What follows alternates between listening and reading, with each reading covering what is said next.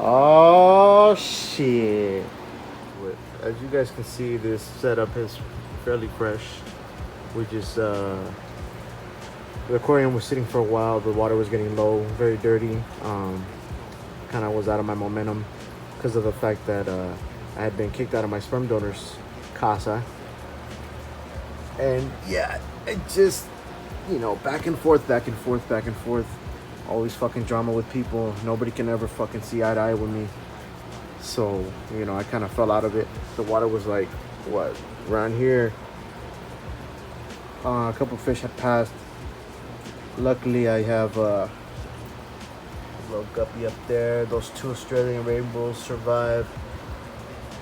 The biggest serpe tetra right there at the bottom. And I was thinking like, okay, things are getting a little better. So, let's get back into it. We started to add in some plants right here. Anarchris right here next to the castle. We have our Amazon sword. We have a couple Java fern, two right there, one back there, and then some Pacopa, some Anubis. These are older driftwoods that I already had. Recently bought these two rocks, another rock back there. This guy I've been having since I was like 5 years old when my hobby started in the beginning. That castle's for my daughter. You guys seen it here and there. So let me give you some insight. My fiance wanted those two mollies. I added the serpes so they can school together. She also wanted the beta. Look at that. Fighting fish, but it's getting punked by a tetra. Flame Goriami. We got two yo-yo loaches. Back in the days, the Burmese borders, which are basically the same fish, they were worth like $10 a piece, same size and everything. I saw a PetSmart there $175. I was like, oh, okay, I'm gonna get two. Shit. I have a big snail problem in this aquarium for some reason. The plants didn't seem to die off. As you guys can see, there's these long ones right here. I think they're the Ludwigia. And then these are the bulb ones. There's another one back there. I'm not sure about this one, if it was purchased. I remember I bought some swords. And they're still not fully 100% completed being dead yet. So I'm going to try to revive them, to resuscitate them. So the story is, I was at my sperm donors. I was starting to get momentum. Like, okay, I was starting to get into my music. I was starting to be hopeful about my aquariums. As you guys can see, that last aquarium that I had was nice. The Pearl Goryami, I always wanted those fish. So I got one of those. A different crowd of fish. Obviously planted. I like these pieces of wood. They look nice. They're different. Normally the driftwoods that I would get are like the thick ones that are, the most common ones. Yeah, everything was going well. I was gonna start investing more money into the 180. I had a Vanessa cichlid. I forgot what other cichlids I had, and I had a couple. At this time, the pandemic hit. I was currently employed at this location for a couple months. Plan was to get hired on and obviously receive benefits and take care of bills and just, be an upstanding citizen, as they say. It hit. They let us go. They told us, if you wait, we'll hire you back on. It was a good job. It was easy work. Well paid, obviously.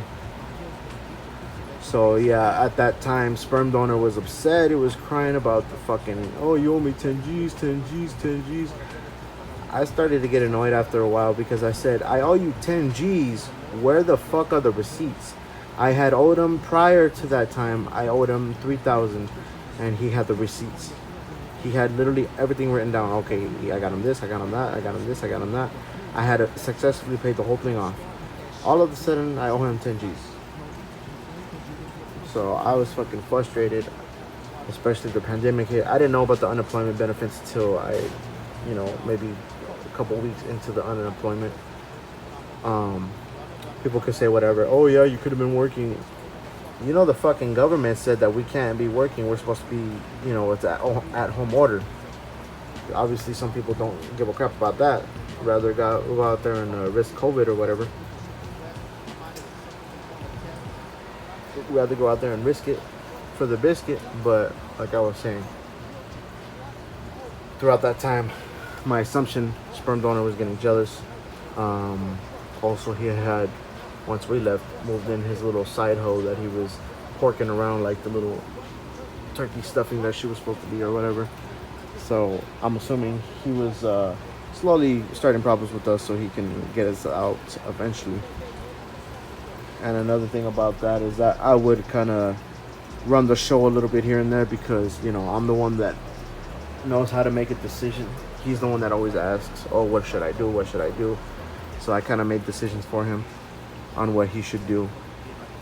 I guess he wanted to, you know, stand up for himself or something like that. I'm not too sure what was the reason, but throughout time, things started getting hectic.